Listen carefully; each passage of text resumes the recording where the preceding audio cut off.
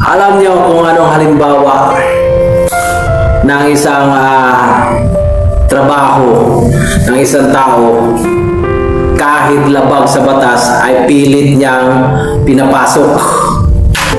Yun bang ekspresyon na kapit patalim?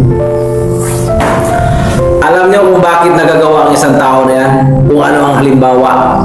Ganito. Yan.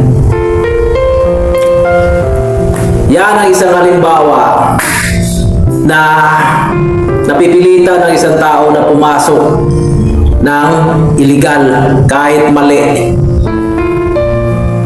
Dahil dyan sa halimbawa na yan, ng isang taong marangal ang trabaho, sabihin mo natin na wala siyang pinag-aralan o lumalaban siya ng patas, pero gayon nga, yun nga ang pinakabababang uri klaseng tao mahihirap na ang trabaho ay nag-uuling lang at hindi angkop sa batas ang ginagawa niya. Bawal sa batas, lalong-lalo na sa DNR. So ito ang isang halimbawa na hindi natin naiintindihan sa karamihan ng mga taong walang pinag-aralan. Napipilitang magnakaw, napipilitang pumapasok ng mga maling gawain na trabaho dahil sa batas natin na hindi natin maintindihan. Na kung sino pang wala tayong kagayahan na ipaglaban ang ating sarili dahil mahihirap tayo. Kung ano pang nagiging trabaho natin na malayo sa kabiasnan, tayo pa ang pinag-iinitan at tayo pa ang nagiging halimbawa sa kanilang ini-implement na batas. Pero ang mga malalaking tao, mga malalaking negosyante, mga mayayaman, hindi nila kayang harapin, hindi nila kayang sumpuin, hindi nila kayang agad-agaran hulihin. Ipakita sa buong Pilipinas at sa buong mga tao na ang ginagawa nilang in-implement na batas ay walang kinikilingan at hindi namimili na kung sino-sino lang. Yan ang pinakamasakit na realidad sa Pilipinas. Na ang hustisya ay para lang sa mayaman. At ang batas ay ginagawang negosyo. At kung hindi mo ito kayang lusutan dahil wala kang pera habang buhay kang mabubulok kahit sa paratang lang na walang katibayan at totoong ebidensya. Yan ang nahirap sa atin. Kung walang mapagpatanggol at wala kang pera at wala kang abogado o kayamanan, wala kang karapatan na ipaglaban ang iyong sarili. Magsasakripisyo ka sa krimen o mga ginagawa ng mga bawal sa batas na labag na hindi alam kung anong totoo at puro paratang lang ang nangyayari. Karamihan sa lahat na nakukulong ay hindi totoong ginagawa ang krimen. Hindi lahat ng mga kriminal ay totoong kriminal. Hindi lahat ng lumalabag sa batas ay gumagawa ng mali.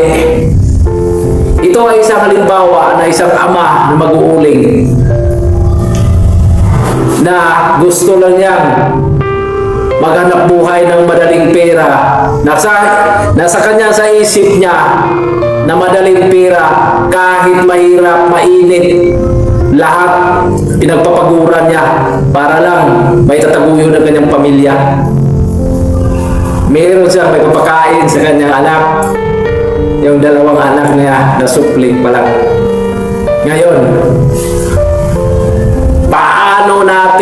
paano ninyo ipapaliwanag kung ganyan lang ang ginagawa ninyo na ang hinuhuli ninyo ay mga ultimong, ordinaryong, maralitang Pilipinong mahihirap na walang kakayanan na magtrabaho sa ibang lugar o anong gusto niyang pasukan na trabaho dahil wala siyang pinag-aralan.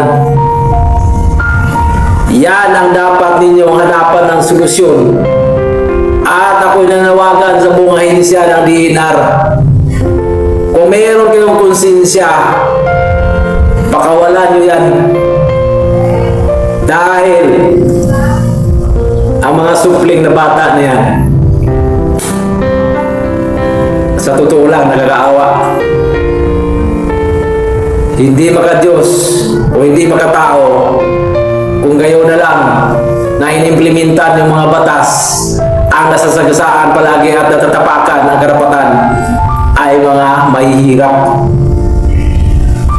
Yan ang totoo at realidad na halimbawa kung bakit maraming mga mahihirap ang kumakapit sa patalim.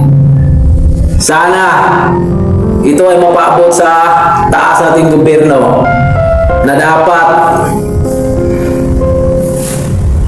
kung ano ang pananaw sa batas ng isang tao, kung anong ginagawa ninyo, kung anong nakakatama sa batas, dapat bigyan nyo ng pantay at busisihing maigi kung ito ba'y nararapat iparatang o ipataw na parusa sa tao.